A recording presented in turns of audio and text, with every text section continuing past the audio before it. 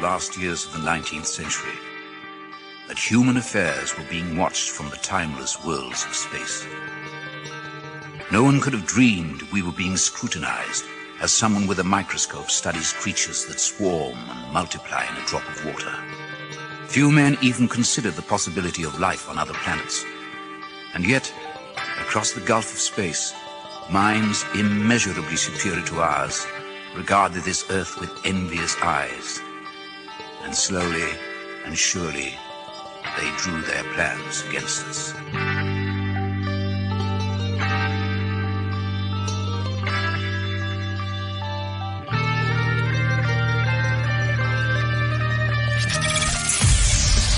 Broadcasting live from a tiny studio somewhere in North America. This is Dark Matters Radio Live. And now I give you your host, the silverback of ufology. Here's Don Ecker.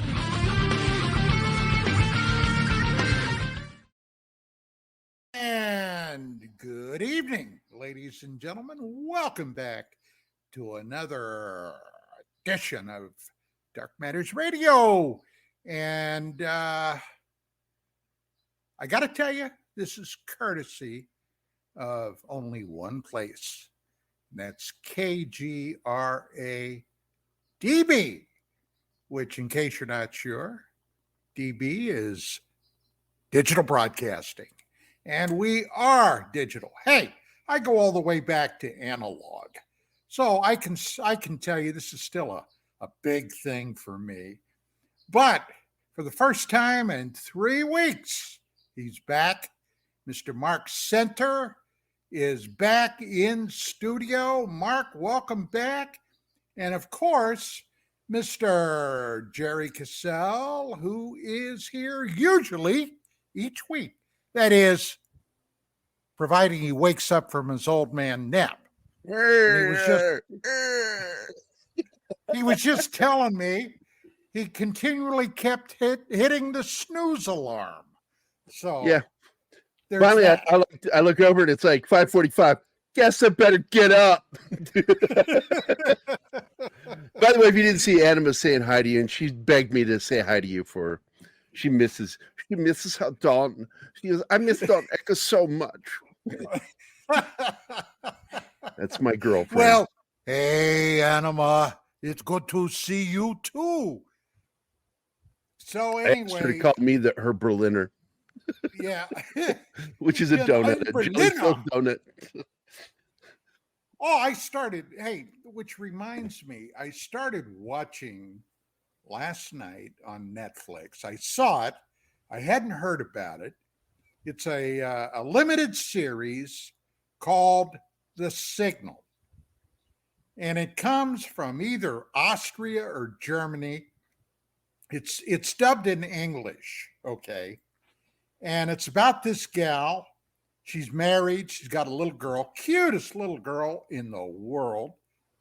The little girl is deaf, totally deaf. She can only hear from electronic devices that are hooked up to her head and her ears. The dad is kind of a cool guy, but mom is an astronaut. And her and another guy, another astronaut, go up to the space station. And while they're up there, they encounter a signal that ain't coming from the planet Earth. So anyway, there's a lot of conspiracy stuff. I watched several episodes of it last night. I thought I'd mention it. And tonight, perhaps, we'll watch some more. So, if you guys are interested in it, it's kind of a slow start, a bit of a slow burn, a lot of backstory, but we'll see where it goes. I got to tell you, my interest was piqued. So, how about you dudes? I actually watched the first episode and I really loved it. So, you did? So you say she's an asshole? Yeah, she's a professional asshole, not. Oh, an astronaut. I'm sorry. There was a little something. No, asshole not. It's asshole not. What are you guys, 10? Yes. Are you I'm 10? just so happy Mark's back. I've missed him so. Yeah. Yeah. Well, Marky Mark and I have been in touch. He's been telling me, well, I think I'm ready to come back. Oh, okay, Mark. You had your 2 Don, weeks it's off. my sacrodiliac, Don. It's my sacrodiliac. Which it pretty much was. But hey, when we get older, you go to the bathroom, can't get off the toilet, throw your back out. Kind of like that, right? Yeah, the sacred arch along the pelvic bone. That's where the nerve goes in, and it can just wreak havoc on you. And I have problems with it myself, so I'm I've you never had showing it. off, Gerry? Are you showing off your medical knowledge? Are you trying to impress us all with your medical expertise? Yeah, my guns are my knowledge. I had a buddy of mine, Army buddy. I was sitting there and I said, it's the swelling's up in the nasopharyngeal area. He goes, what the hell is that? I said, it's the area between the nose and the throat. He goes, well, why don't you just say that? I said, there's a single word that describes that, nasopharyngeal. If you break it down, even understanding basic biology, naso, nose, pharyngeal, pharynx. Yes, and then he said, I got it right here, Gerry. Shut the hell up. Yeah. That's right.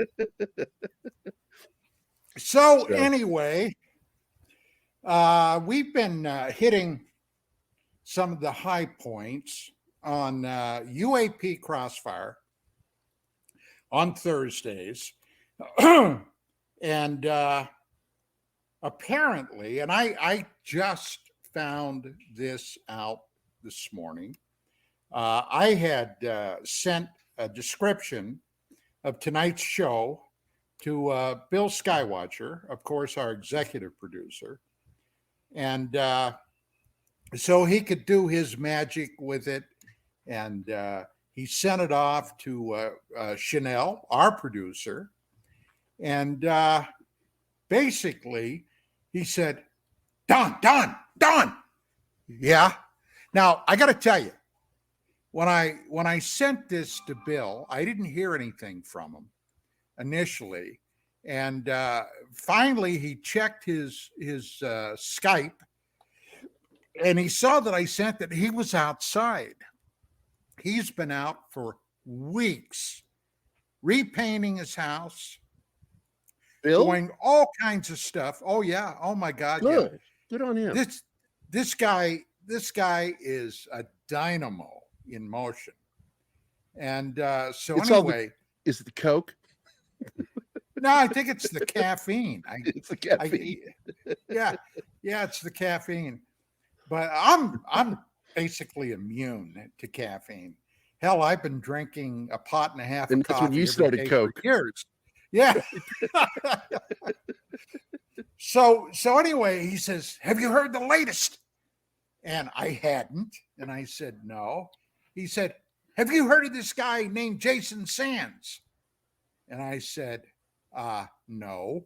Oh my God. I'm sending you some stuff right now. So no, Anima, it's, let's see, search in German. Yeah, that series is German. Okay. Yeah. You're talking about The Signal. No, this is brandy new.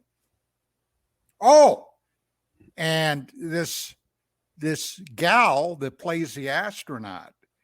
Oh, I got to tell you, I was a little She's shocked. a girl actor. She got her start in what was it? The girl who kicked the hornet's nest in all those movies. She's a very good actor. She's very good.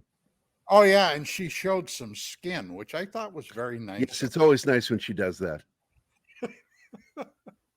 So yeah, I'm heterosexual. Okay, yeah, I am. I'm cisgender. Yeah, that's me. Cisgender. So anyway, where in the hell was I talking about this new Welcome dude? to ADD Theater. Yeah, really. So Skywatcher sends me several links about this guy. Now, I had no idea who the guy was. He just came out of the ether, in essence. But apparently he's retired from the United States Air Force, had 21 or 22 years in, Master Sergeant. he put up his DD-214, and for all you civilians, that's his military record that you're issued when you leave service, when you finish your tour of duty. For example, you're in for 20 plus, or you're in for 3, 4, or 6 years. That's what you get when you get out. So I looked at it, and yeah, totally legitimate. This guy apparently got involved in some recoveries. Now, he knows all the players. He basically claimed, he testified before Congress. I got the opinion that it was closed doors. He had some rather provocative things to say. Now, look, ladies and gentlemen. Provocative than Grush?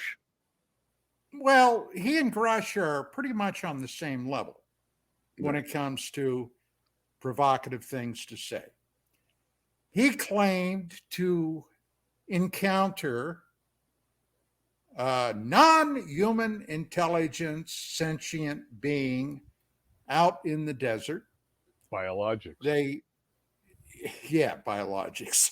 I love it. I love all those little military biologics, and it's no longer unidentified flying objects. It's now unidentified aerial phenomena. Ants. It's just like, let's be more specific. Yeah. But I got to tell you, I've been doing this crap so long. I think you could say I'm somewhat jaded, but not you. I thought about what this guy was saying, and everything, of course, still they've got stuff tightened down beyond tight. And I kept thinking, I'm sorry, I'm going to mention it again. My disclosure document. I kept thinking about that. And I kept thinking about why these people will simply not come forward. But then on the other hand, and, I guess you could say I'm somewhat on a rant here, boys and girls, but my rant is this. I read a bunch of comments and remarks. This guy, Sands, did a radio broadcast on Twitter on Saturday. This was basically his public unveiling, all right? And I got to tell you, I read through a lot of these comments that were on there on this document. Incidentally, Gerry, that's the third link I sent you. Okay. Yep, I got all of them. Okay. And I read through those, and I just got to tell you, the majority of those people, my impression was they wouldn't know the difference between a top secret security clearance and I'm gonna make this polite, coitus with a willing female chick type gal out in the garage. They wouldn't know the difference. The display of ignorance that I read in so many of those comments, it just made me cry for the human race. Now I partially understand why they got to keep this stuff quiet, because the level of ignorance that I saw out there, it goes way over the top of my head. Do you guys have any comments or remarks about that? Mark, I know you've been. I've been posting some stuff in our chat here on whatever this is with our images. There's so much out there. It's new to me. I didn't even go into the comments because I knew the sewer that I would see there.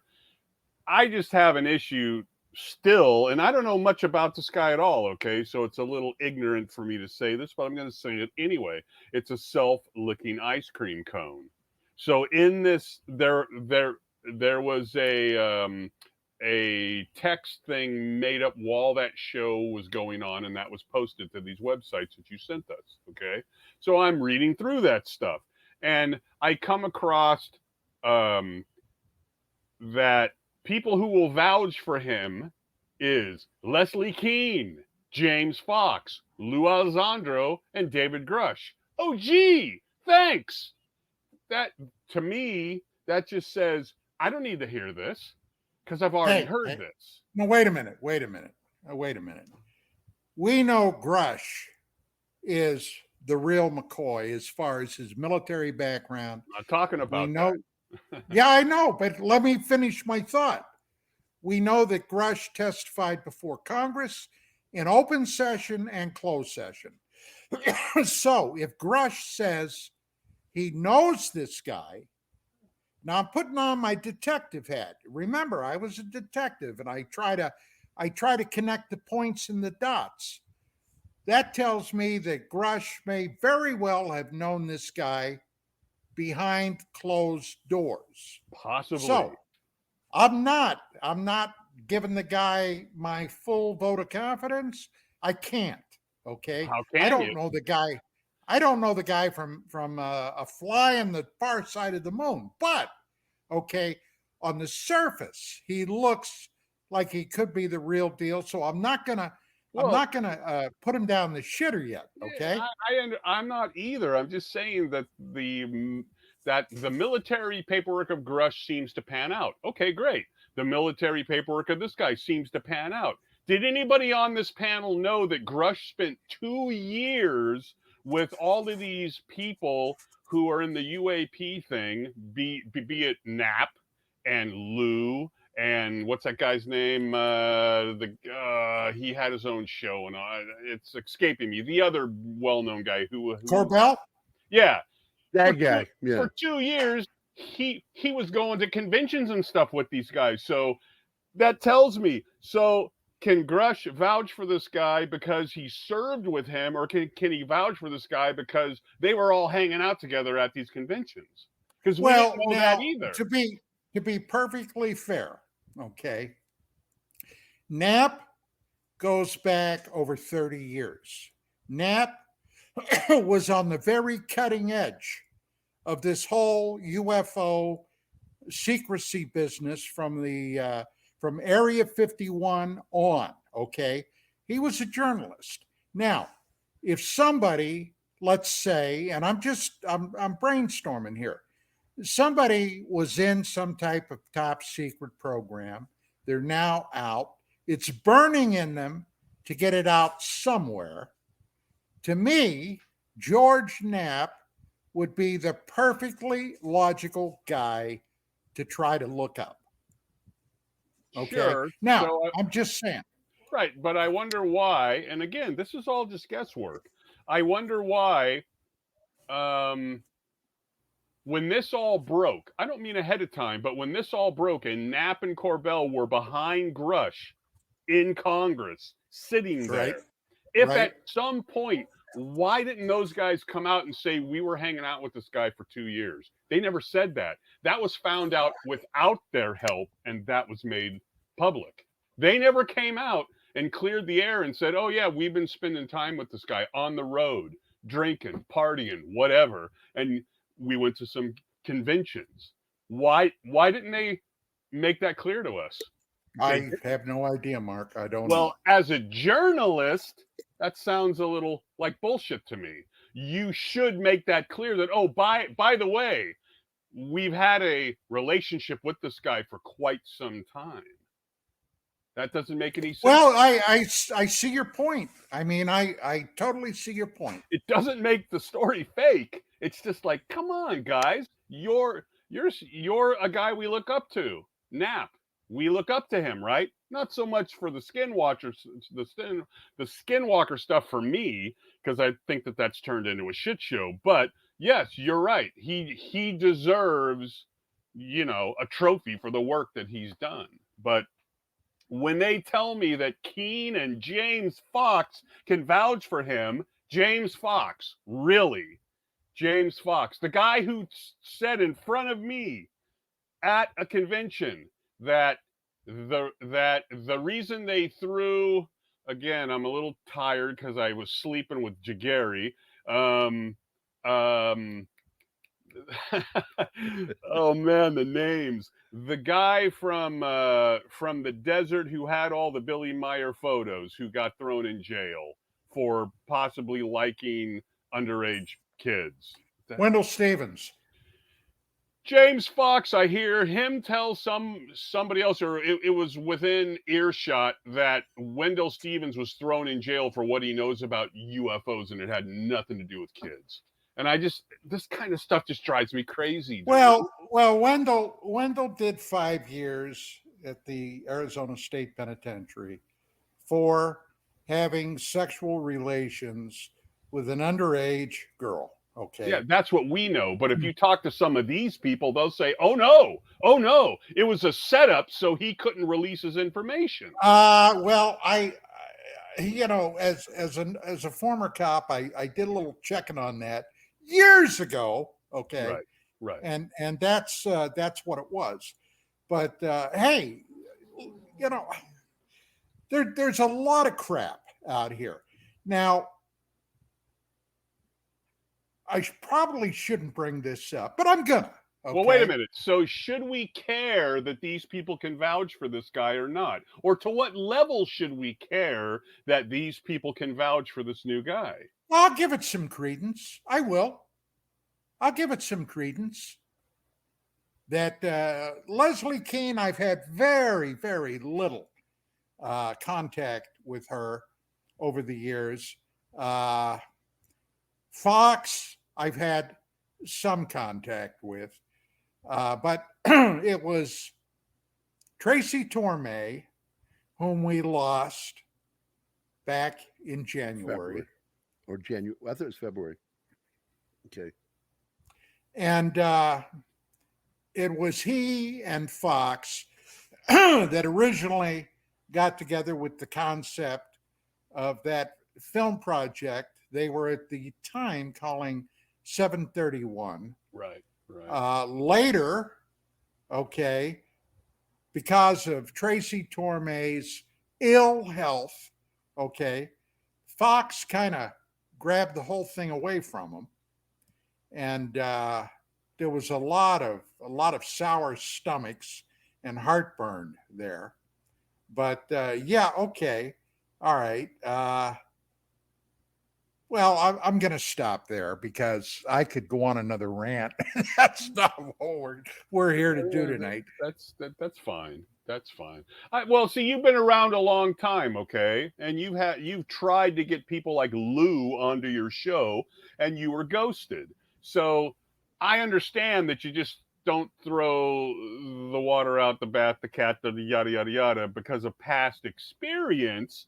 But when you look at some of these people who are going to vouch for this new guy, knowing your past experience, must be pretty hard to keep that detective hat on. Well, let's see where ultimately this goes. But well, we're 300 days into Grush, and we got nothing more than stories still to this day. Look, this guy, you got to understand what it means to be under a top secret security classification. Mark, when I went into the Army and I was picked, because it's not what I originally enlisted for, all right, I got picked for a top secret intelligence unit, the Army Security Agency. That's what it was called then. And I had to have a top security clearance.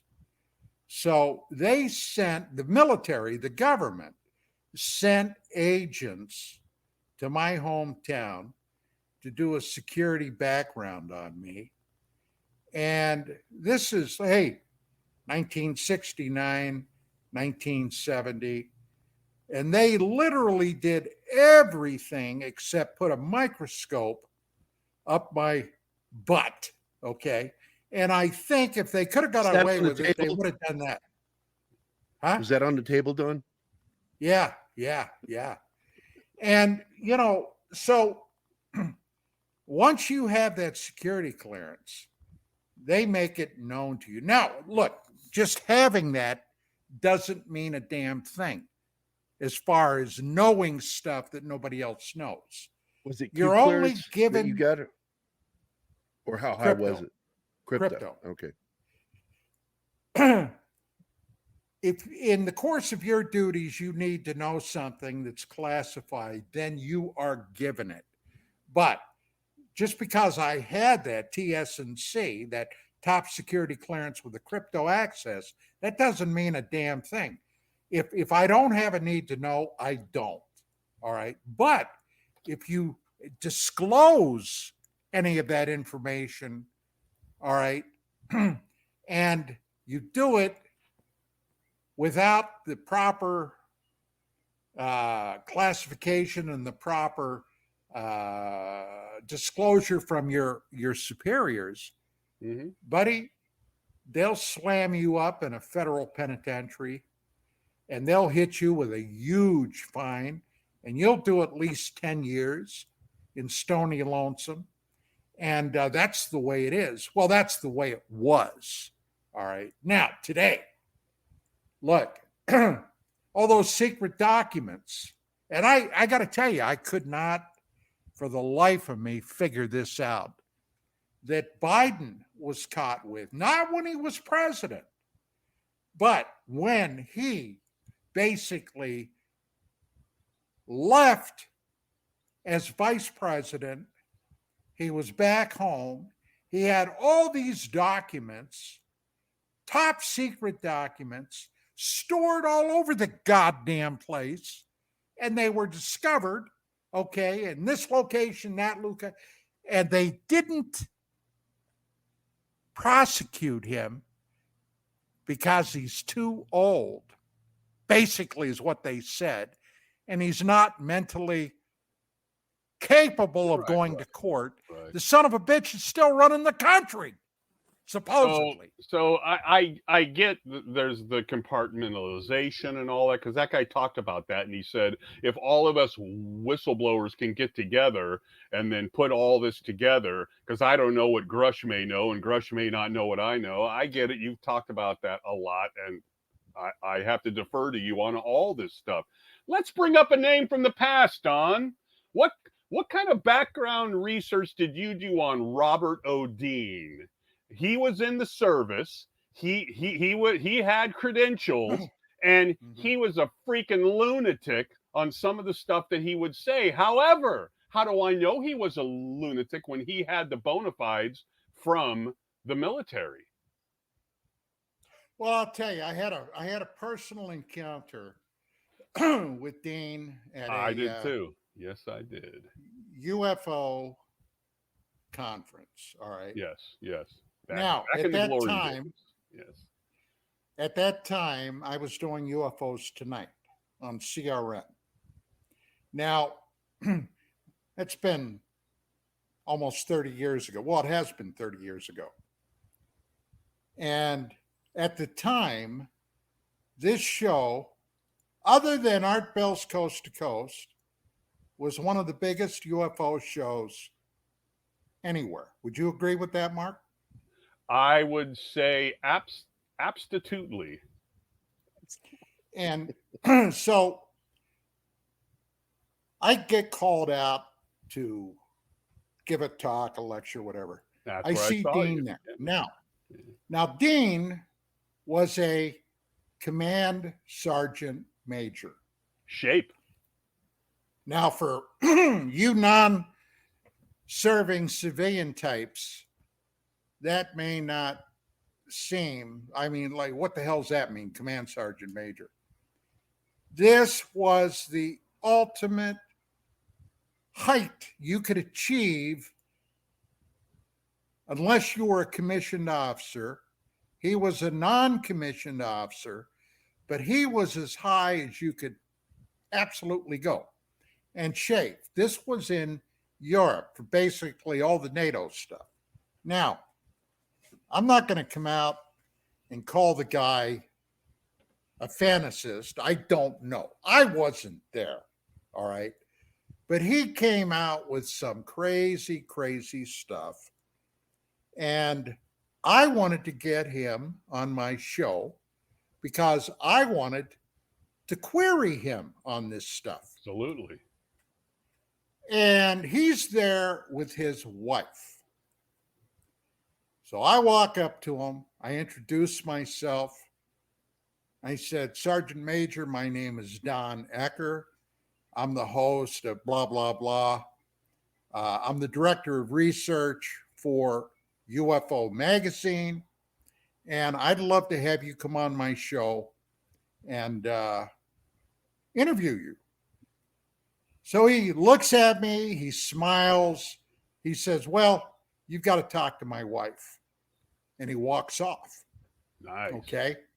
So I turn to his wife, and she comes up real close to me, and she says, how much are you paying? And I said, what? Well, what do you pay for your guest? I said, not a damn penny. What are you talking about? You don't pay a radio guest to come on your show. This isn't TV.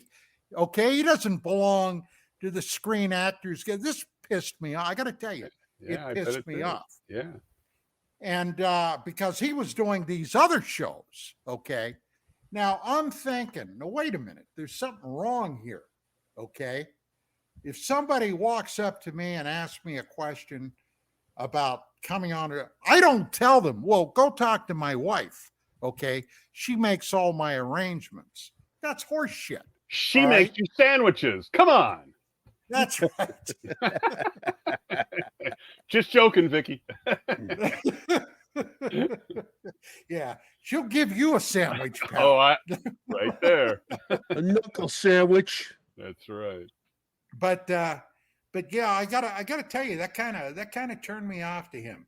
And then some of those crazy things he was saying. Wait. So shape. Now, folks can look this stuff up. Robert O. Dean, just go to Google or whatever, and you'll see the term shape. Is there a clearance of cosmic top secret? Okay, look. Just asking. I can tell you that there's a Q clearance. I can tell you that there's a crypto clearance. Okay. And when I had my security clearance, crypto was as high as you could go. Now, as far as I know, okay. Right. Now there could have been something else that I wasn't privy to. All right. But as far as I know, I've heard, of course, the term cosmic top secret. But the honest answer is I don't know. So let's back up then. We have Grush, and I'm not bagging on the guy for, his background and the paperwork and all that. He says, I've been okay to talk about this stuff, much like this new guy. Okay, that's fine. For whatever reasons, they've given him the okay to talk in a scope of areas that they're comfortable with him talking in. Did they do that for Robert O. Dean? Well, they must have. So Robert O. Dean is either telling all of these tall tales and it's all horse shit, and they're allowing him to do it to muddy the waters, or they said, let's just let this guy say whatever he wants because nobody's going to believe him. How do I look at somebody like O'Dean, who actually was in the service and maybe had a top clearance and worked at Shape and all that? Grush is a real deal guy who worked in the service and all that. And yet they allowed Dean to go out there and the guy was on camera crying about the alien on the interview with the alien from the 90s, right? It was like crazy stuff, but the government allowed him to go out there and spew this stuff for decades. Because this is part of, I'm assuming, disinformation. Right. Okay. So is it disinformation for Grush? It could be. Knows. It very well could be. That's why it's a self-licking ice cream cone. Still, 300 days. And this goes up to what you said. It's 300 days later. Nothing. Still nothing. So maybe they are allowing him to say stuff. So does it make sense to you, Don Ecker, the silverback of ufology, that this guy says that when are we going to get names of these programs, and when are we going to have this finally come out? And this is what he said. I would say it would occur when the Fight Club of whistleblowers is finally able to meet and piece this all together amongst ourselves. I only have a piece of the puzzle, and I'm sure others have other pieces. Grush has a better handle on what a lot of the others have to say, as he has spoken to others who are part of the different parts of the program. On the surface, that makes total sense, right?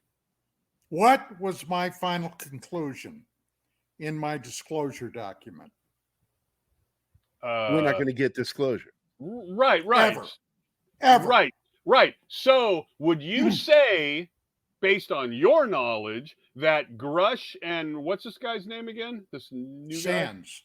guy? Jason Sands. Would you say that it's of course it's assumption by you, but based on your military background and experience and all that, and theirs, and they're being put under the thumb of that same sort of a deal, that they also know that this will never happen, and they're saying this for some ulterior motive because it'll never happen? Or are they being sold down the river, and they think that maybe they can squirt around these rules and laws and the SAPs and all that? I don't understand. Mark, I could give you a much more knowledgeable answer if I could sit down and talk face to face with either of those guys, Or Roush Lou. or Sands, or Elizondo. Look, it was obvious. Lou Elizondo wanted nothing to do with me, The silver. and I really think that came from the Pentagon, because in June of 1992, I outed those guys Right. on national television with the STS-48 story. I outed them. And I had a call, and I've told this story many times now. Yeah. I had a call at UFO Magazine from a contact we had back in Washington, D.C., that was involved with all of that stuff. And he called me up right after the Larry King and Jim Oberg show. And he said, Don, he said, and this is several days later after the show, he said, what have you heard? And I said, I've heard nothing from nobody. He said, have you had any calls? I said, nope, nobody. He said, well, I'm just here to tell you, you pissed off a bunch of people at the Pentagon. I said, really? Why? He said, this STS encounter. He said, this STS-48 encounter. He said, they didn't want that out there. Okay, what you described, somebody shooting at that object, okay, that was a no-no. And that day, or the day before he called me, the Pentagon and NASA encrypted that feed, okay, from the shuttle. So before that, there was a feed that if you had like and the guy that I got the video from, okay, had a working relationship with a community TV station. And every shuttle launch, they downloaded all the video, all of it. And this got caught on the video. And I said, well, wait a minute, they encrypted that? Yeah. Well, what was the reason? To keep the astronauts' medical privacy, which was bullshit, all right? They just didn't want anything slipping out like of course, had just been slipped out. And stuff that they can't even confirm or deny. It's like, I don't know what the hell that is, so they don't want you to see it because they have no Exactly. clue. Yeah, right. Exactly. So, okay. So here's Don Ecker he does his thing, he gets him pissed off, and possibly they tell certain people, you don't want to deal with this guy because of the nature of the way he does his research. Now, look, Right. I don't want to bag on people. I want to use analogies because you have a lot more research in this than me. So then we have a reporter, George Knapp, who's been into this a long time and has uncovered some probably uncomfortable things that the government would rather not have out there. I don't know. So he doesn't get the call from the government. I'm sorry, Lou doesn't get the call from the government. Don't talk to George Knapp. Maybe he gets it about talking George, to you. Look. You guys know me. I don't couch language. Okay. I don't beat around the bush. If I have something to say, I just say it. George, and I've known George since 1988. And I really like George. Yeah. But George will play baseball with the right people. He plays baseball with Robert Bigelow. Okay. He plays baseball with other people within the government. He plays baseball with intelligence people. Okay.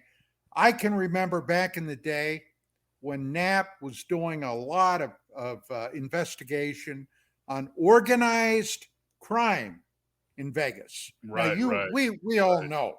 Oh, they, yeah. They don't call Las Vegas Sin City for no reason. Okay. Mhm. And so what does that mean? Well, as a reporter, a television journalist, he deals with people in like the FBI. I have no doubt he's dealt with people in CIA, even though CIA does not have a mandate, okay, to conduct operations within the continental United States. But we all know that's bullshit. All right, they do. They always have. So yeah, look, George will play ball with those guys. Now, quite frankly, nobody's ever come to me ever in all the years I've been doing this and asked me to play ball. Nobody. All right. I guess they already figured out I'm some kind of a hard-headed shitbird. Right. But right. So let's bring up another name under a similar thing, because I think this helps the public out to some extent with SAPs, with what they'll allow you to say, what they won't allow you to say, which is guesswork, of course. Well, not guesswork on what they'll allow you to say, because we hear that. We got Clifford Stone, a known guy in the military with bona fides who went a little bit off the deep end, but a good researcher initially, right? So you have somebody like Clifford Stone. So are we? I got Stones. As a matter of fact, 2 feet behind. This is my left shoulder. 2 feet behind, I have a box with all of Clifford Stone's military records. Okay. So again, now I've talked about Cliff many times in the past. Initially, now he's always had his detractors. Sure. Okay. Sure. But initially, he was a bulldog when it came to digging out paperwork, stuff in the government. Project Moondust is a prime example. If you don't know what that is, Moondust, look it up. But Clifford, unfortunately, got bit by the UFO virus. Now, what do I mean, the UFO virus? Well, I'll tell you what I mean. He basically, on several occasions, found himself being touted as a UFO star. Expert. And he liked that. Yes. Okay, he liked that. And unfortunately, there are people out there that once they get a taste of that, they want more and more and more. Now, I'm going to tell the story one last time. So this would have been about 1991, 1992. One morning at UFO Magazine, I get a phone call and I answered, it's Cliff Stone. And hey, if you've already heard this story, Go pour yourself another glass of iced tea or a cup of coffee. This will only take a couple of minutes. But I get him on the phone. He says, Don, you're not going to believe this. And I recognized his voice. And I said, what, Cliff? You're not going to believe what happened to me. And I said, well, tell me. Well, I was at my house and this car pulled up in front of my house. And this is in, by the way, at the time, Stone was married to a Vietnamese girl or woman that he brought back from Vietnam. He was in Vietnam. And he was already retired from the Army. He was doing his document stuff. And okay, so that's all good. But now he's looking for that star, and he's calling me, the director of research at UFO magazine. I don't know what he expected me to say, but he said, this car with 3 guys pulled up, and this guy gets out, and he walks up to me, and he says, Clifford Stone, get your jacket. I want to show you something. We're going to take you somewhere. Now, just off the cuff, I asked him, I said, well, did you know these guys? No. Well, let me ask you, what the hell would you do, Gerry, if somebody you didn't know pulled up to your house and you were outside and he walks up and he says, Gerry, hey, get your jacket. I want to take you somewhere and show you something. No. What would your natural reaction be? I'd be locking the door. Like, who the hell are you? You're okay, muted, what do you mean Gerry. you're going to take me somewhere? Oh, you would have heard first. You would have heard the unsnapping of my holster. It's a very distinct sound. We all know what it sounds like. That we're trained with it. You hear clear, clean, unsnap. Who are you? Can I see some credentials? I said, Clifford, what'd you do? He said, well, I went in and got my jacket and I slipped my 357 into my pocket. Bingo. Oh, okay. So he says he walks out, gets in the car. They drive out in the desert, Roswell, right? A lot of desert around there. And they stop. This is his story. They stop, and the guy, supposedly, I'm supposed to figure out these guys are men in black, right? Mm. The guy steps out. Clifford gets out. And the guy looks at Clifford. This is what Clifford's telling me. And he says, Clifford, I know you brought your gun. I want you to pull it out, and I want you to shoot me with it. Now, look, he's talking to a guy that had 2 tours in Southeast Asia, that was a cop for over 10 years. And my bullshit alarm is going off like you can't believe. But I'm going to play along. I want to see where this is going. So I said, okay, Cliff, what'd you do? He said, well, I pulled out my gun and I shot him. I said, you what? Like anybody He said, I would. pulled my gun out and I shot him. Now I'm wondering, is Cliff doing heroin, or is he doing methamphetamine or cocaine? What the hell's going on here? And I said, you shot him, and what happened? Nothing. I said, what? He said, nothing happened. I said, you shot the guy with a 357 who was what? Maybe 6-7 feet away from you, and nothing. Yeah. And I said, Cliff, I got to go. It's time to go. Well, look, so the reason that I'm bringing these up, of course, is because we have Odin got the bona fides. We have Clifford Stone, and I'm talking initially, got the bona fides, right? So then they're releasing information in whatever way they're releasing the information. They're going on the TV. They're doing that. They're doing this. Evidently, they got the okay to do this from the government, evidently, or else they would have had a talking to, because they were incorporating the government, right? They were incorporating all this stuff. So How should we look at those guys initially, not later on? How should we look at those guys and these new guys the same or differently at this point in the game with these new My guys? mind is currently open. It's open for Grush because, look, I know Grush, okay, Grush had his handlers and he knows he's got to play the game as it is. Look, something you guys are not taking into account, or it doesn't appear to be you're taking it into account. There's several factions in the government dealing with this UAP, UFO stuff. All right. There's a faction that wants to release some information, and there's another faction that wants to keep it all locked down tighter than my grandma's virtue. All right. Now, these guys are at odds. As it is, Grush was given a certain amount of carte blanche to go out and disclose what he was authorized to disclose. As was But- Dean and as but- was Stone. But, okay, the other faction, the secrecy faction, went after Grush.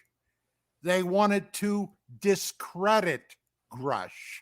They wanted to ruin Grush's reputation. They released, totally illegally, his personal medical records. It came out that after Grush got back from Afghanistan, where he served over there in a freaking war zone, he had apparently been suffering PTSD. Now, I can tell you, PTSD is no freaking joking matter, okay? It's not. I've had some of it, probably still do. I've known a lot of guys in combat that have come back with it. It's a bitch to deal with, okay? You've got to learn to live with it. You got to learn to embrace it. But what they did to this guy told me, from my background, my knowledge, my information, that this guy was on to something because they were trying to ruin him. This is the kind of horse shit these son of a bitches will go for, okay? So, with that being said, I give Grush leeway. Now, it's going to be interesting to see what this Sands guy deals with as he comes forward. Hey, this just happened. All right. Just this weekend, this guy stepped out of the shadows. So we got a ways to go. But So with as far as with that being said, well, wait a minute. With that being said, there's a hell of a lot more that's got, at least initially, nothing to do with UFO UAP. Right now, the current world events, which all have to be figured into this overall morass. All right. We just authorized another $61 billion goddamn dollars for the Ukraine. Why? Nobody asked me if I minded. My tax dollars are going over there. Okay. Israel just nailed Iran with a counter missile attack. Okay. That is percolating right now. God only knows where that's going to go. All right. Our economy is unraveling even as we speak. Okay. The prices of everything have exploded like you couldn't believe. And the bottom line is, right now, with 8+ million or more illegals that flooded into this country unchecked, that were being released everywhere across the United States.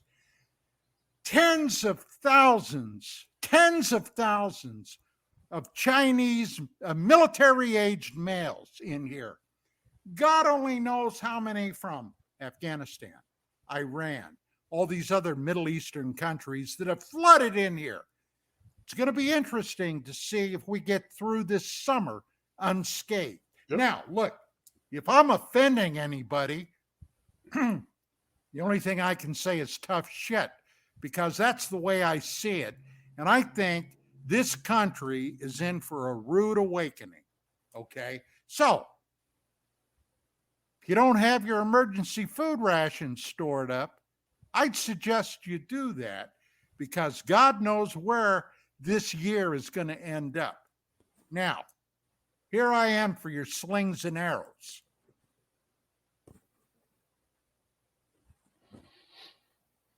And we're taking a break.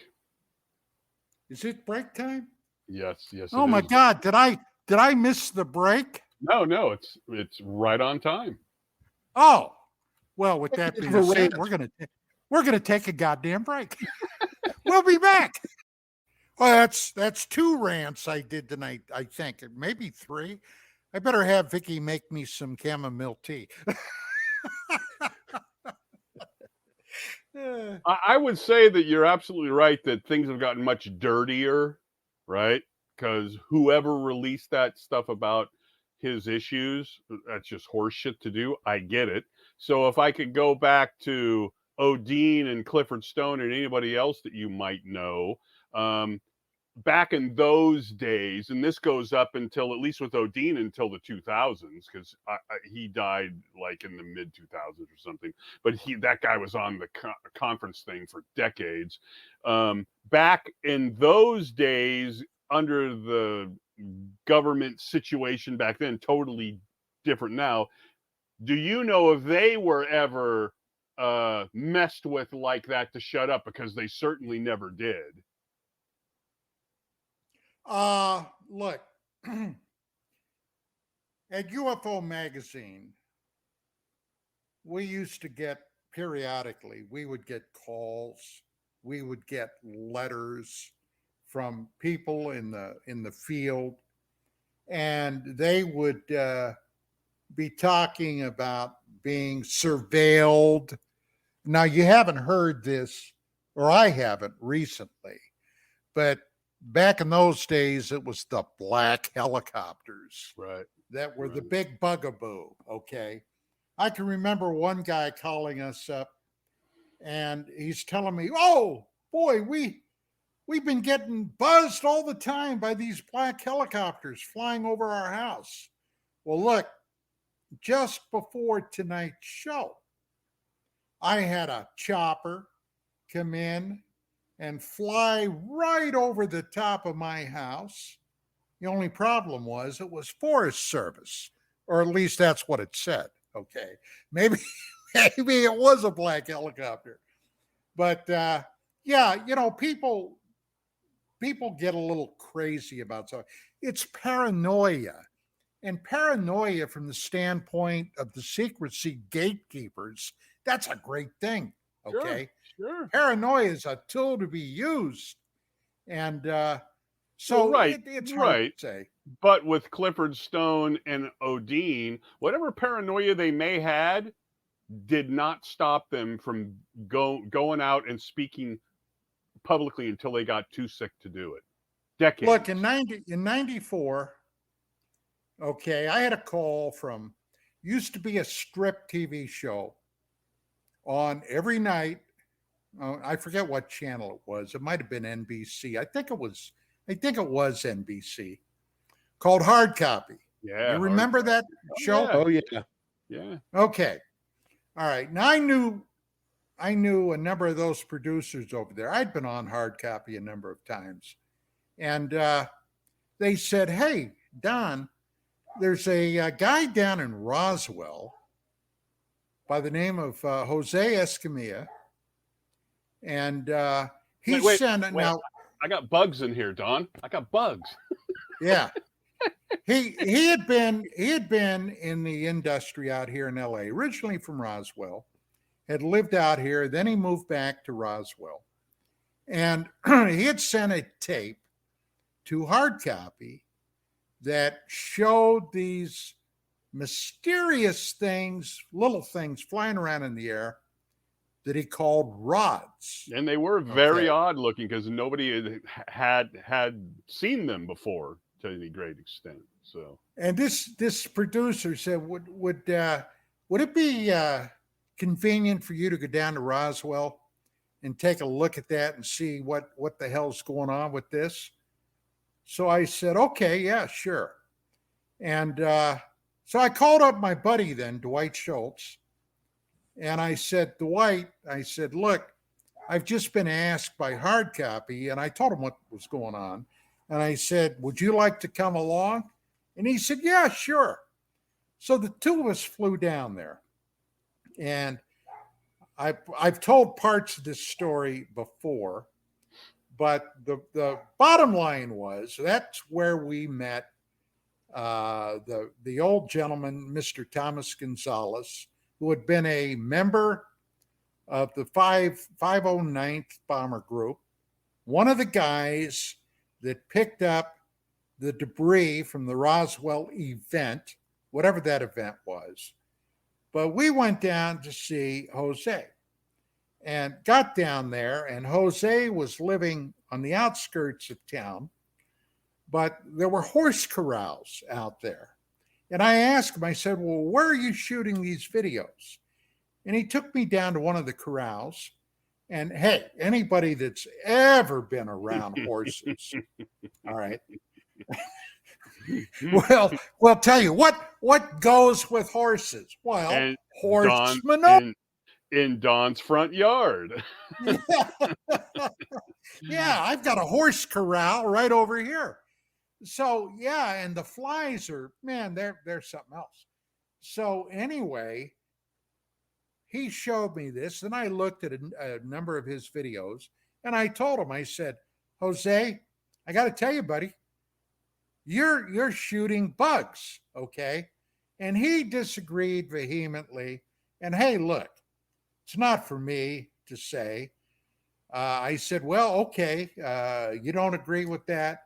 This is what I see, but hey, okay, that's fine. And we left. But that's what it was. It was flies and what the hell, and moths, right. whatever else. And you shot your own stuff, right? So you could bring it back. Yeah.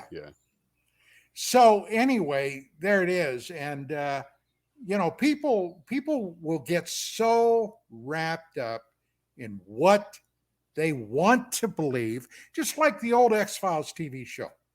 In Fox Mulder's FBI office, there was a photo of the Billy Meyer flying saucer with the caption, I want to believe. And that's 90% of the problem in this. So, Don, what's it going to take for you to believe, quote unquote, Grush? Well, I'll tell you, I'm on the road to believing what the guy has to say. But the final capper would be if I had the opportunity to sit down with this guy, look him in the eye, okay, and have a discussion with him.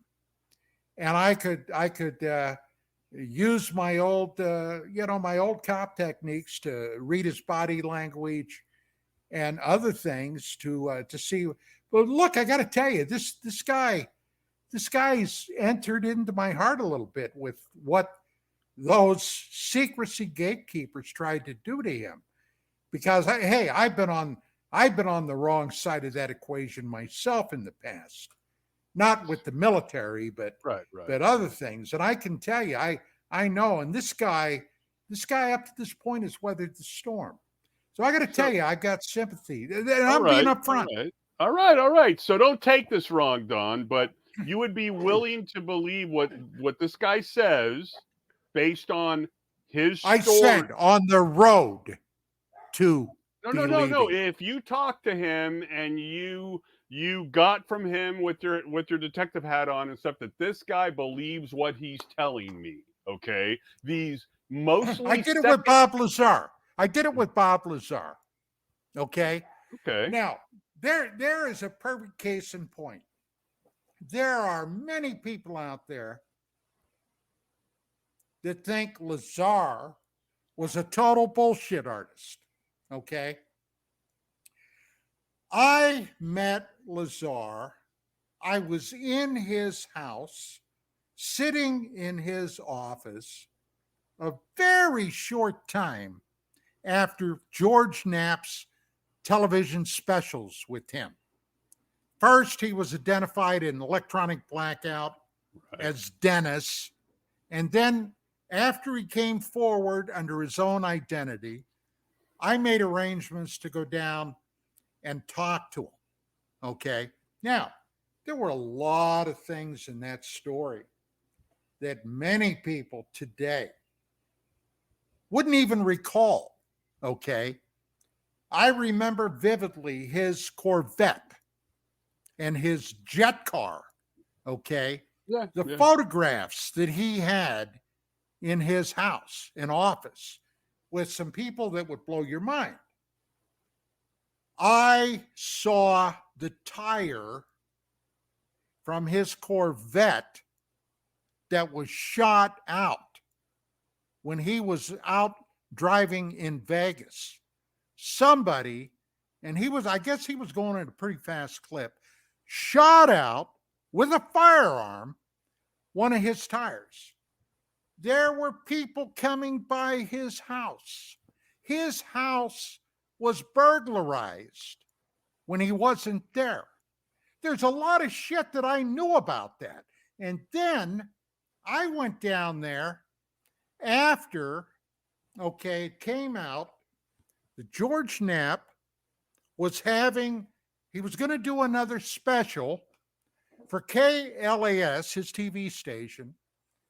There was a lot of professional rivalry with other media outlets in Vegas.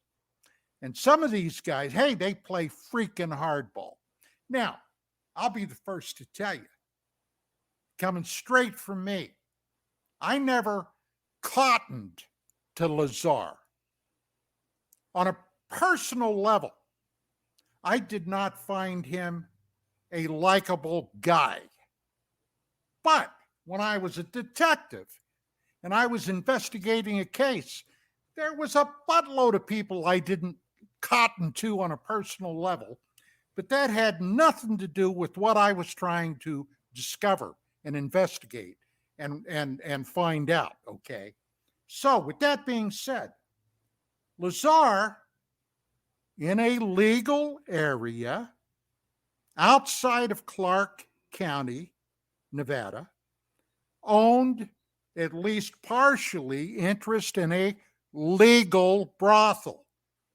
That was used against Lazar. All right. But it wasn't illegal. But in Vegas itself, Clark County, prostitution was illegal. But Lazar, being the kind of guy he was, knew all the right people, in air quotes, okay? He knew a madam there that had a brothel inside Vegas, all right, that, according to my information, Lazar had a personal relationship with this woman.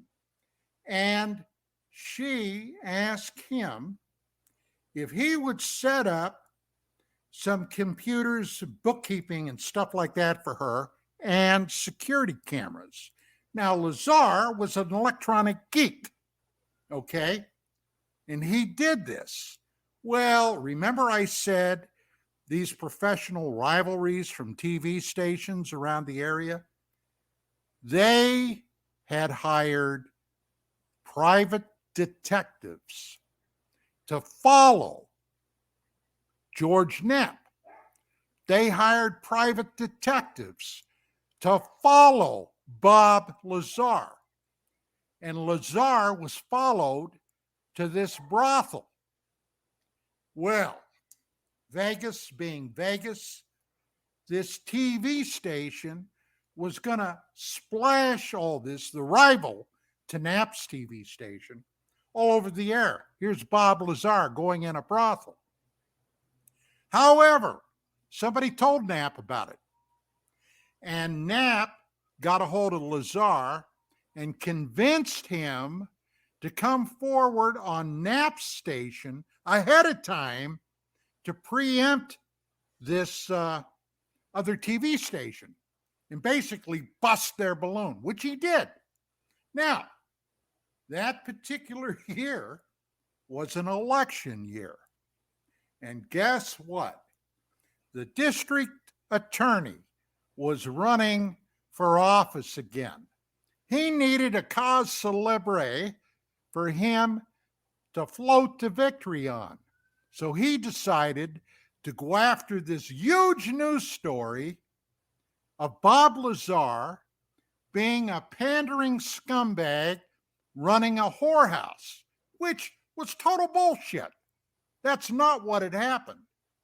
But hey, why let the facts get in the way of a good election scandal, right? And that's exactly what they did. I was down there when all that crap was happening. And I'll tell you, they play hardball. But in an overall view, that's the U.S. government or elements within it that are willing to play hardball with the UFO UAP thing. Do you guys get where I'm coming from? Yeah, I do. I guess, my question is this. Grush comes forward. Was that another rant? Yes, it was. It's okay. It's the fourth one of the evening.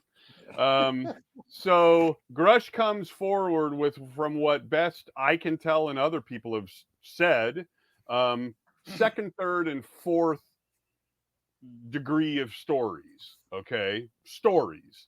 So if somebody like you, based on your background, was to have him in front of you and you believe what he says, okay, you say, yeah, this guy seems on the up and up to me, telling me these stories that he has nothing to base them on but what he was told. You're missing something, Mark. Yes. There are certain things that he could say that I would recognize from my military service. Okay, that somebody like, for example, you, who didn't have any background in that playing field, wouldn't know. And he could say some things to me that would really give me his bona fides.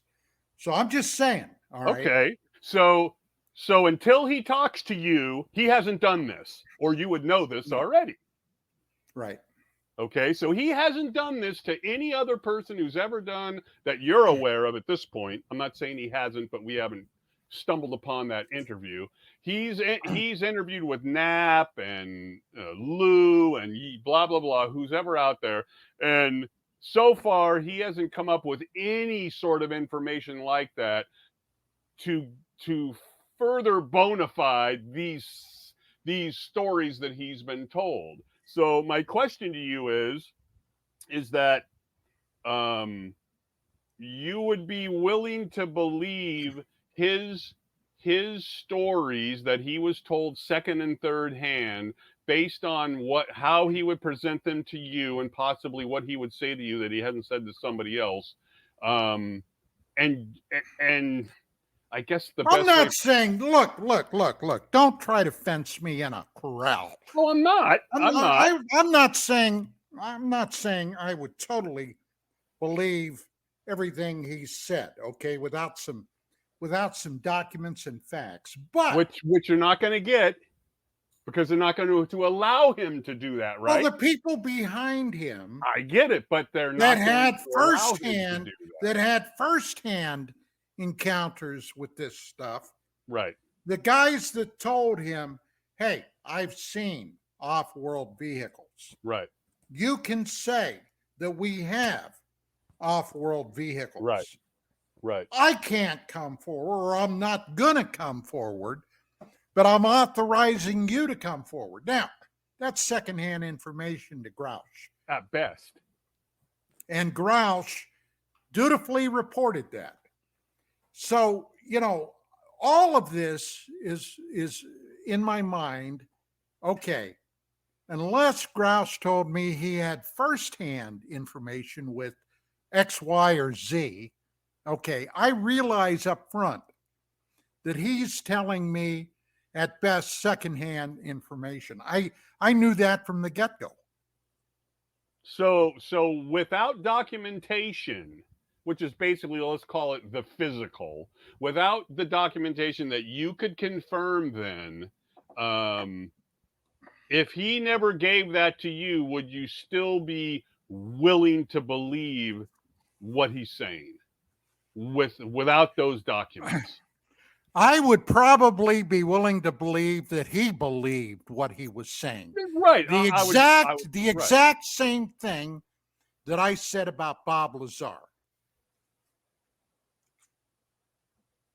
Okay? I never said I bought Bob Lazar's story hook, line and sinker.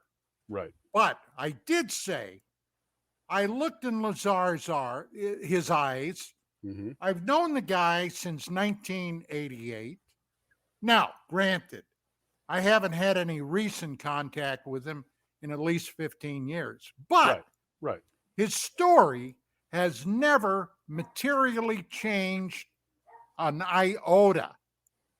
He's told basically the same story forever. He didn't embellish it like Clifford Stone did, or Bill Cooper did, or so many others in this field. His story was always the same from point A to point Z, okay? This was his story. This is what he claims happened to him. And you got to remember, I knew a lot of those periphery characters down in Vegas. I knew John Lear. I knew Gene Huff. I knew, of course, Lazar and a slew of other people that surrounded that story that basically now have disappeared into the dust of history. But at the time, I had no doubt that he was telling me what he believed to be true. Right. That's why this subject is so maddening, right? Because even with his steadfast refusal to like make money off of it and do the circuit to any Hey, this is no different than me going out and when I was a cop and investigating a dope deal that went wrong, okay, where shots were fired, people were hit, all right. I'm there in the aftermath collecting statements, witness accounts, etc. It's the same thing. All right? It is. Well, okay, it is. However, if you go to a shootout, generally you're going to find after the fact, not happening when I'm there. Generally, you're going to have folks out there finding physical evidence of the shootout. You don't have that with Lazar. Right. There's no physical. With Grush, with any of these guys, you don't have physical evidence or even documents. There's lack of documents. They hid my education documents. People have looked into that, and it's like, hey, that's always been always been a problem. Maybe not. With me. Right, of course. So that's the problem with this subject, right? This new guy, Sands, has come out and he says he doesn't really know Bob Lazar or his story, but he said to the effect, I think he's probably who he's saying that he is, because he's got some information based on what the Sands guy knows. And he says, yeah, I think he probably is who he says he is. Okay, that's the licking ice cream though, right? Still. Well, it falls under the same thing, which we've run into, is that at least I have in the past, that one of the best ways to tell a lie and be believable is add some truth to it.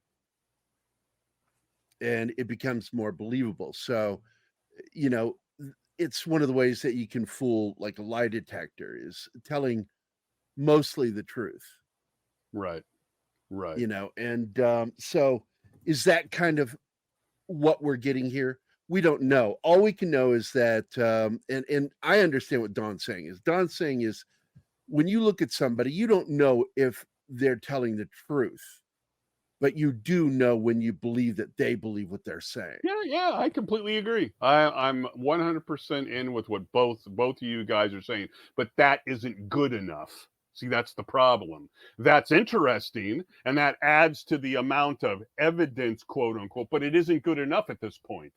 300 days in, and this guy's still out there spouting this stuff out.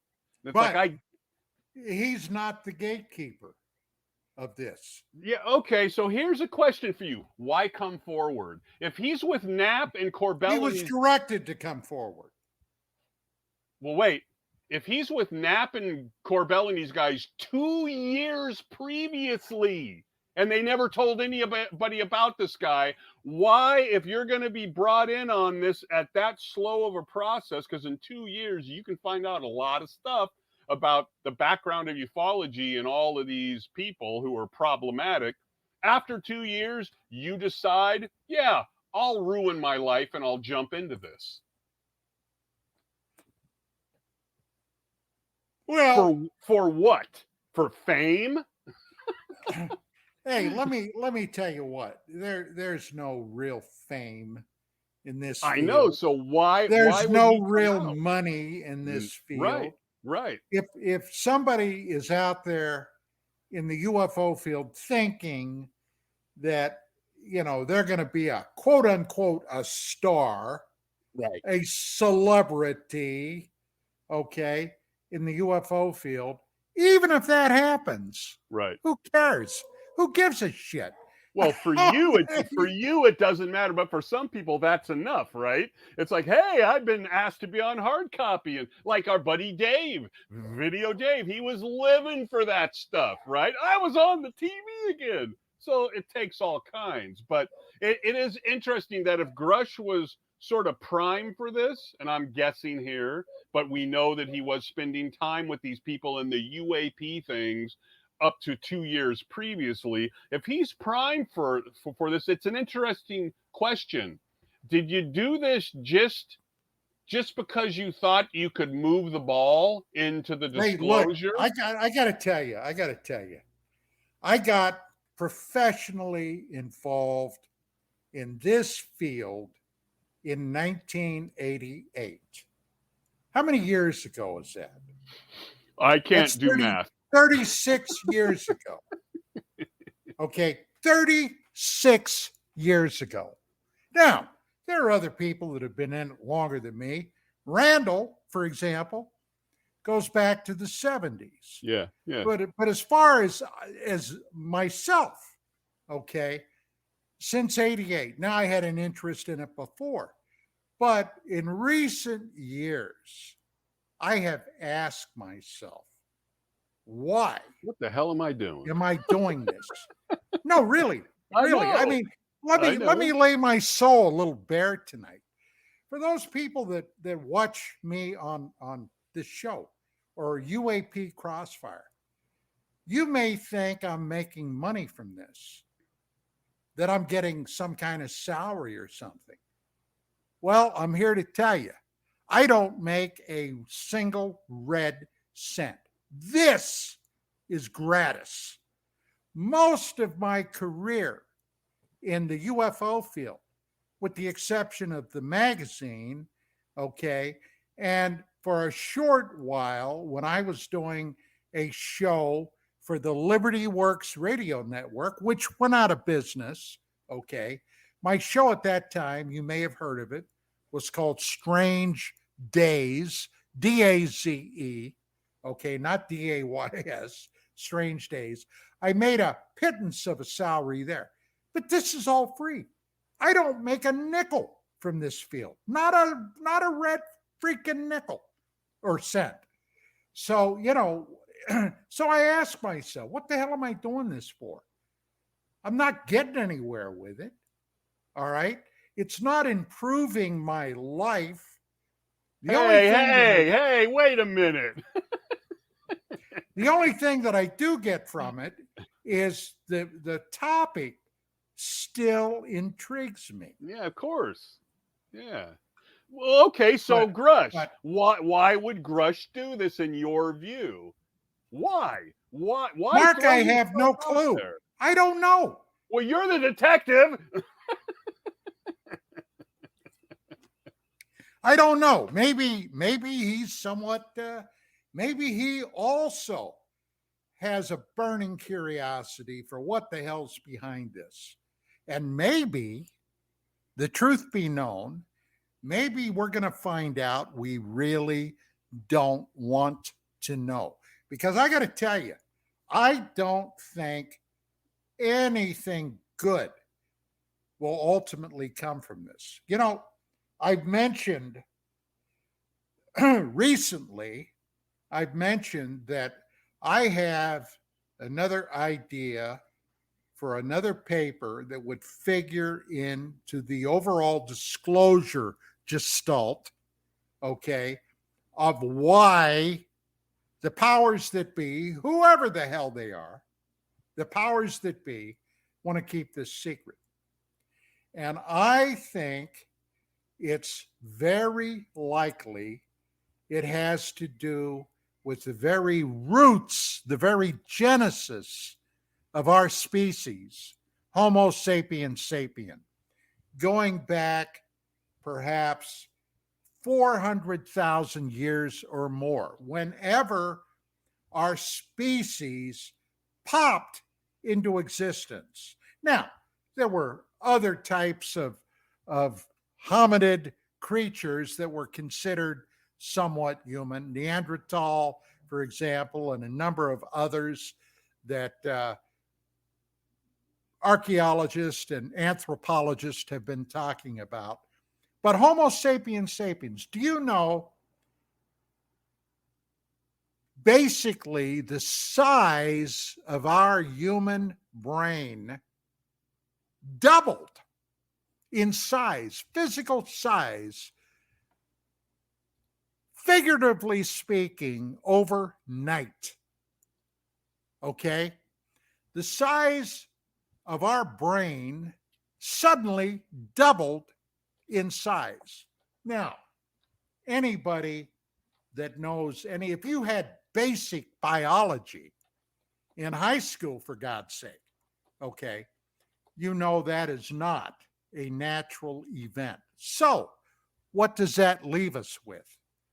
Somebody tinkered with the human genome and did that.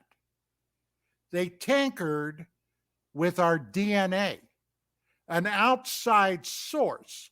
And I'm not talking about the big guy up in the sky with the G on his sweatshirt. No, not him. I'm talking about somebody else, probably extraterrestrials that came to this planet that had a reason to do that.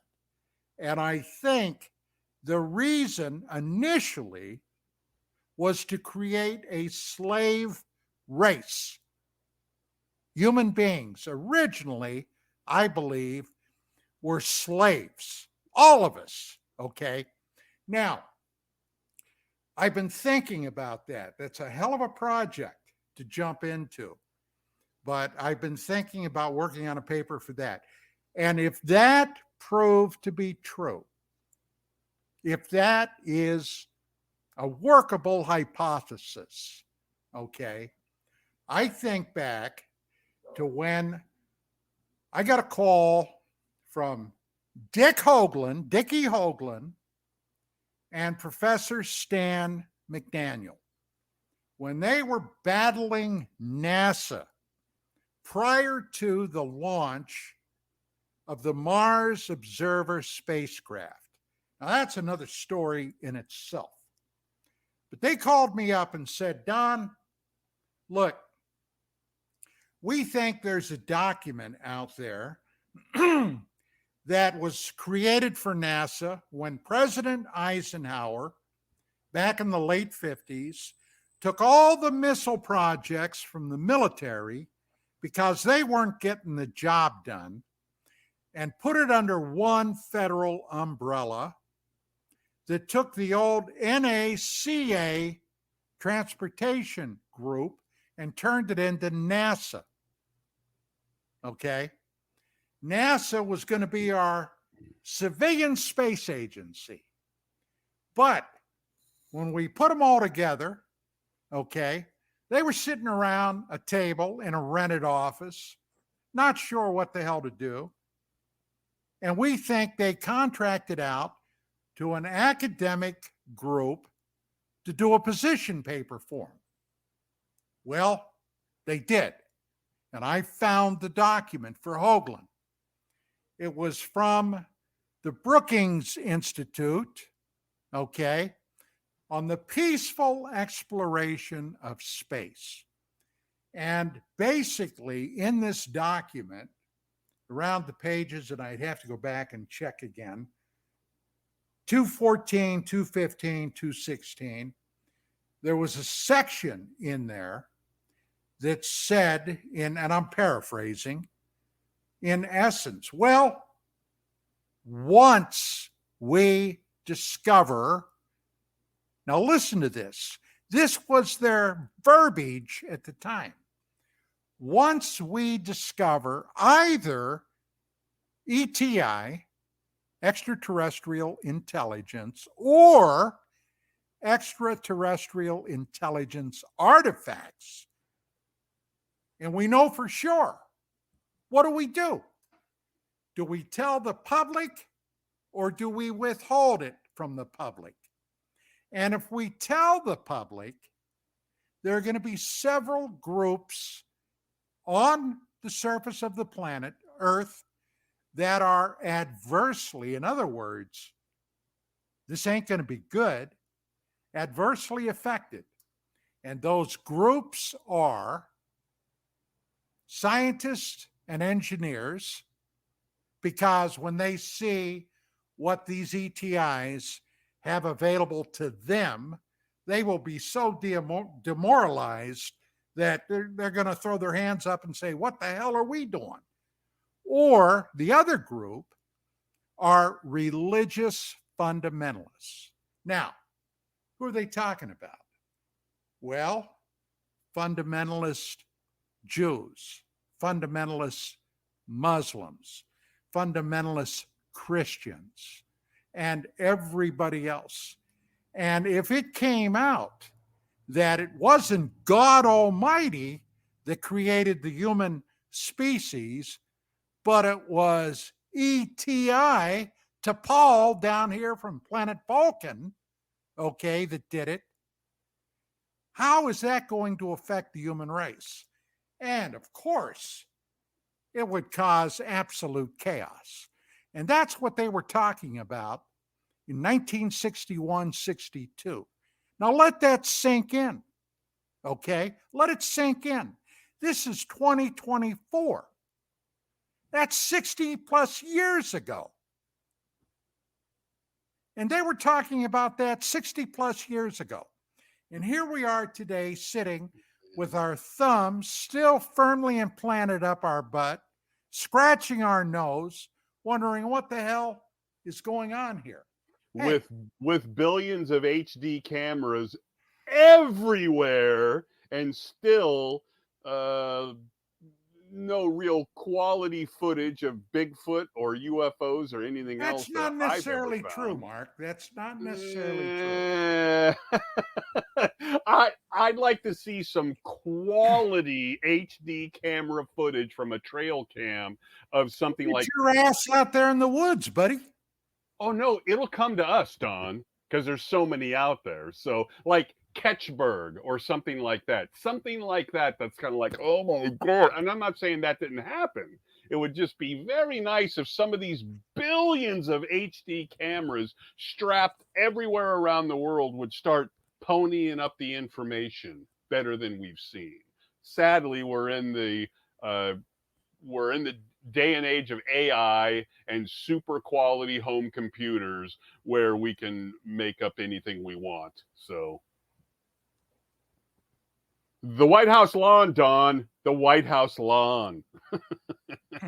Yeah, that's what King always asked me when I was on his show. When are they going to land on the White House lawn? Well, I guess whenever the hell they want to. In 1952, I guess it was, they did the flyby, right? Yeah. Exactly.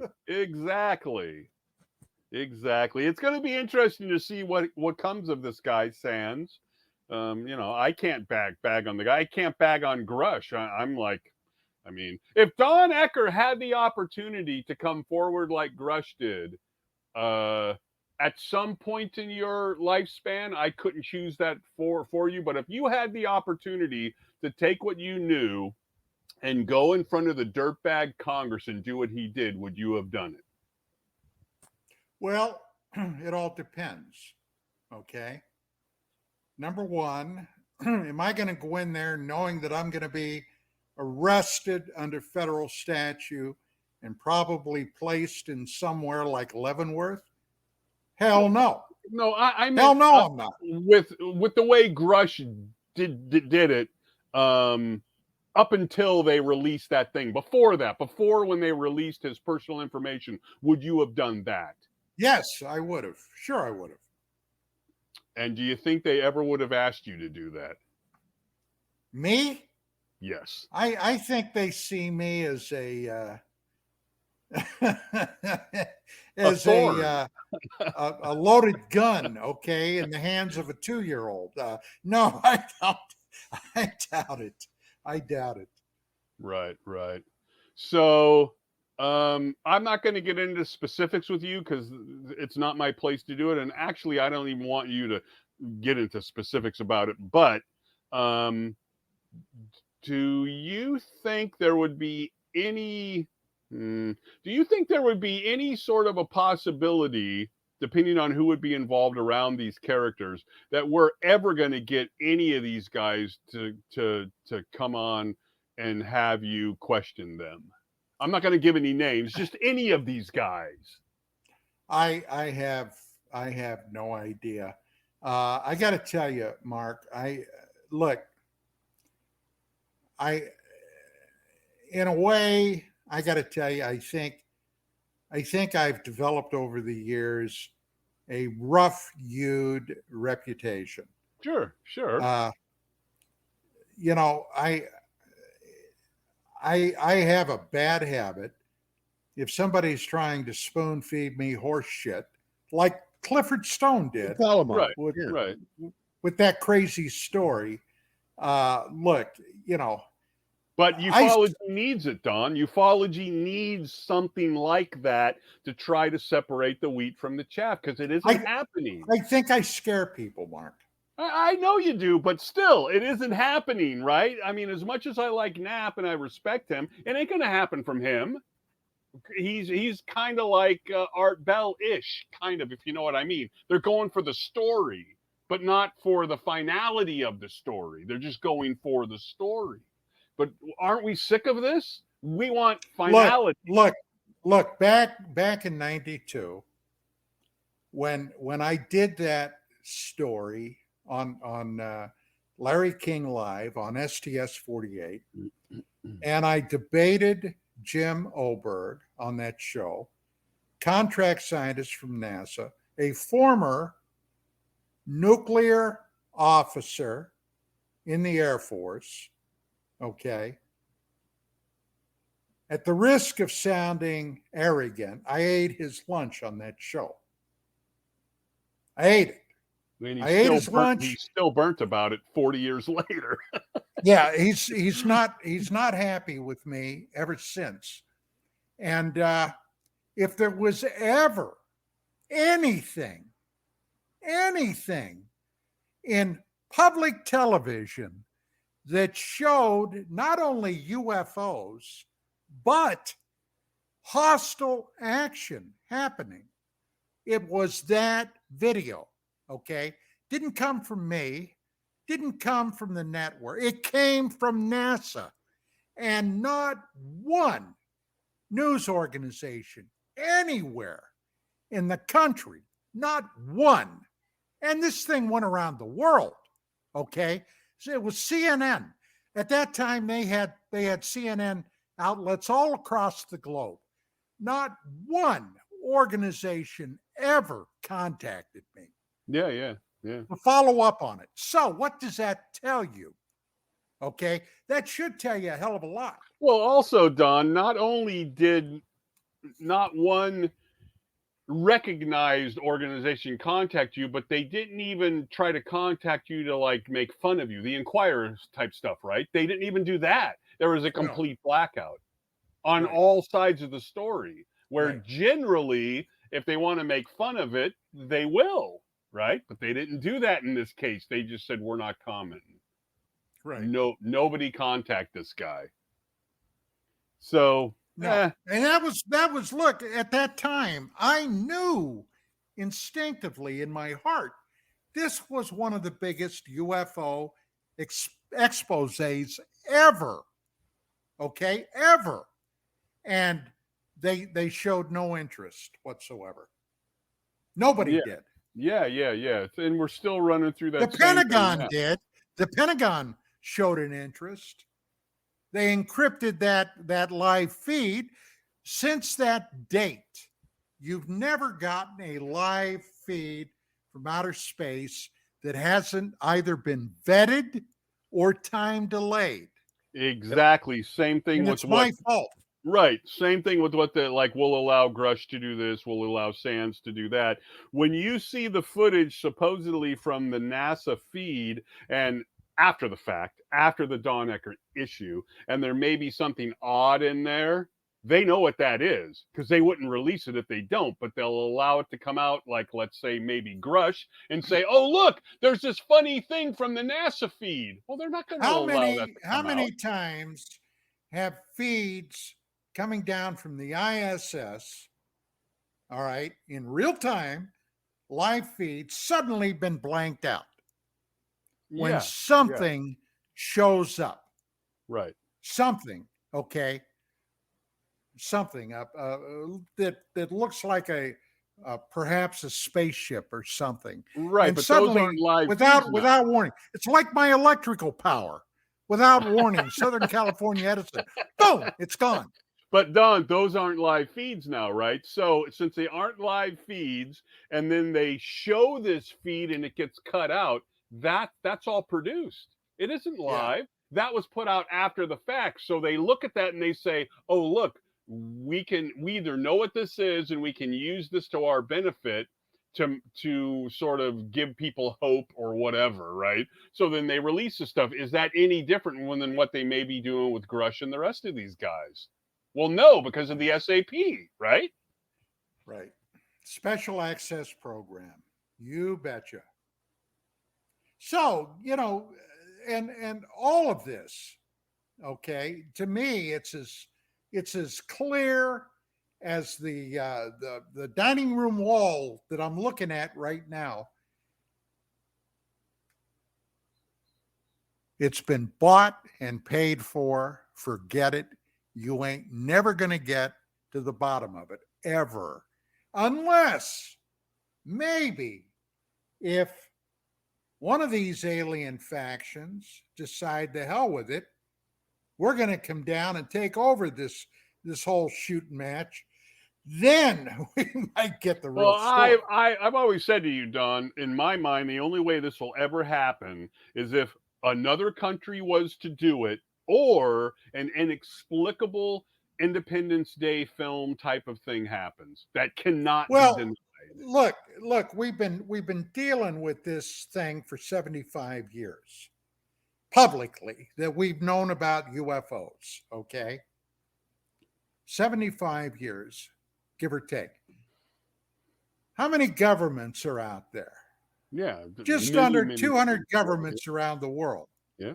How many of them have ever gone on the record about the UFO problem? Well, the most they've ever done is they say, we'll release our archive. Well, yeah, well, you're in control of the archive, right? So they've done that, but that's it.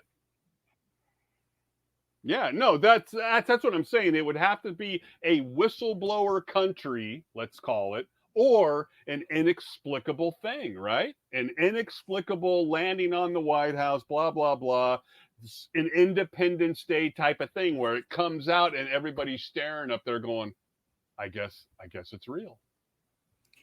And even if that happened, Mark, you would have a contingent of people down here screaming It's a false flag operation. Yeah. It's Okay. special effects. It's always been up there. Yeah. Look, I mentioned Dick Hoagland earlier with I that like to call him Brookings Richard. Institute. Yeah, I mentioned that. Well, right after I did the Larry King thing with STS-48, he called me at UFO Magazine. Now, Dick Hoagland periodically has what I term it as flights of fancy. Yes. And his flight of fancy at that time was, Don, I'm going to tell you what's going on. Okay. That thing you did on Larry King Live with that UFO. Yeah. That was really a Pentagon drone. It was. How do you know? Oh, I know because I know. All right. And now 1992, gang, was an election year. George Herbert Walker Bush was the guy in the White House, the old man, not the shrub, but the old man, okay? And Hoagland told me that they had a plan that they were going to stage using that technology, a fake alien invasion. I said, oh, really? Yes. And they're going to suspend the election. They're going to suspend the Constitution. They're going to declare martial law. And then Bush doesn't have to worry about the election. And it's going to happen in the desert. It's going to happen in the desert, Don. Yeah. Well, guess what? That never happened. And guess who the next president was? Slick Willie Clinton. So I guess, these flights of fancy can be dangerous. Hey, I should write a book. Yes. Really now we've only got a few minutes left. I wanted to ask you, somebody like Hoagland, let's say, not to just pick on Richard, but he wasn't necessarily a government employee. I mean, I know he did some stuff, but with the way that they would treat Grush, now of course this is decades after, but if a Hoagland was to come out at this moment and we didn't know about the Mars stuff, the moon stuff, the purported moon stuff and all that, how do you think that they would treat Hoagland as a non-government entity coming out to say this stuff today? They'd ignore him. They'd ignore him. Okay. Okay. So they've been ignoring me for 30 years. Right. So other than the leak by whomever did it of the health stuff of Grush, are they ignoring him?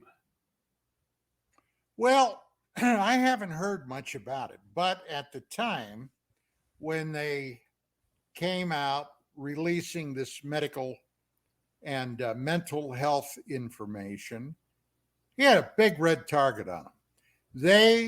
They, whomever they are, personally, now this is just my speculation, but personally, I believe it came from the intelligence agencies. Now, which ones are out there?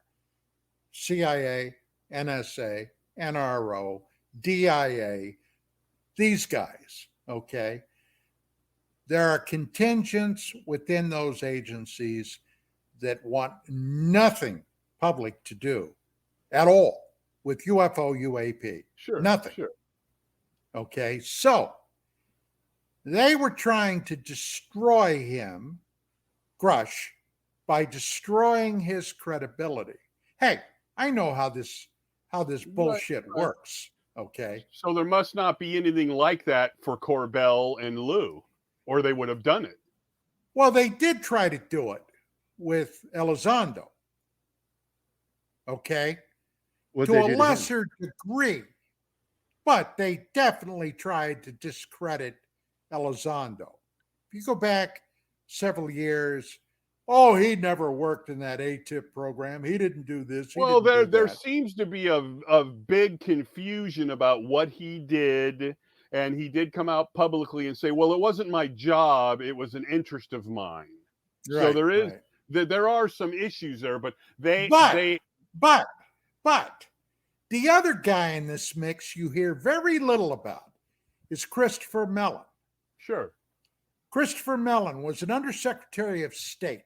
I think he's a mole. Okay.